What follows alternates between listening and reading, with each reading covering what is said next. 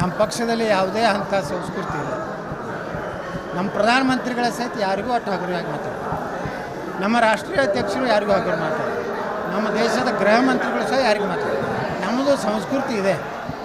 ನಾವು ಸಂಸ್ಕೃತಿ ಸಲುವಾಗಿ ಹೋರಾಟ ಮಾಡೋದೇ ಬಿ ಜೆ ಪಿಗಳ ಸಂಸ್ಕೃತಿ ಇಲ್ಲ, ಕಾಂಗ್ರೆಸ್ನಲ್ಲಿ ಸಂಸ್ಕೃತಿ ಇಲ್ಲ.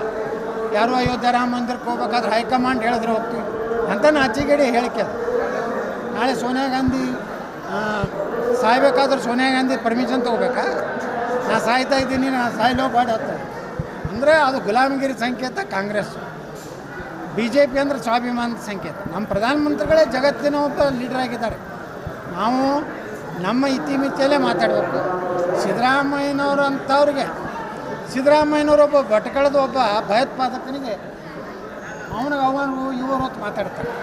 ಅವ್ರದ್ದು ಸಂಸ್ಕೃತಿ ಭಯೋತ್ಪಾದಕರು, ದೇಶದ ದ್ರೋಹಿಗಳ ಬಗ್ಗೆ ಅವರು ಇವರು ಇದು ಮಾತಾಡಬಾರ್ದು.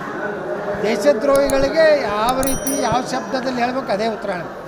ಅದಕ್ಕೆ ಸಿದ್ದರಾಮಯ್ಯನವರು ಏನು ಅನಂತಕುಮಾರ್ ಹೆಗಡೆ ಹೇಳ್ತಾರೆ, ಅವರು ತಮ್ಮ ಸಂಸ್ಕೃತಿಯನ್ನು ಬದಲಾವಣೆ ಮಾಡ್ತಾರೆ.